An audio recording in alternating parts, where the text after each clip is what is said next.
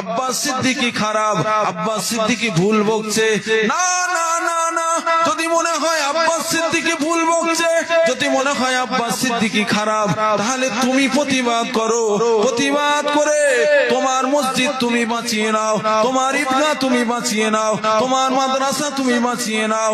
এ মুসলমান ঘরের ছেলেরা, হয় তুমি প্রতিবাদ করো, নাহলে কাউকে প্রতিবাদ করার সুযোগ দাও।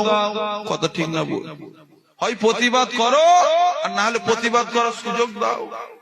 তুমি কেমন মুসলমান? তোমার মসজিদ চলে যাচ্ছে, আর এক ভাই যদি প্রতিবাদ করে তাকে দালাল বলবে? এটা মুসলমানের পরিচয়? তোমার মাদ্রাসা নবীর ঘর, সেটা কি বলে আপনার সরকার দখল করে নেবে, সেখানে তা আম্বানির বিল্ডিং উঠবে, আর সেখানে আব্বাস সিদ্দিকী প্রতিবাদ করলে খারাপ?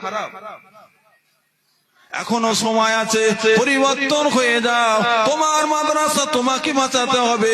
কোন ইহুদি তোমাকে মাদ্রাসা ফেরত দেবে না, কোন খ্রিস্টান তোমার মসজিদ ফেরত দেবে না, কোন বেধর্মী তোমার প্রতিষ্ঠান সুন্দর ইসলামের পাঠ তোমাকে ফেরত দেবে না।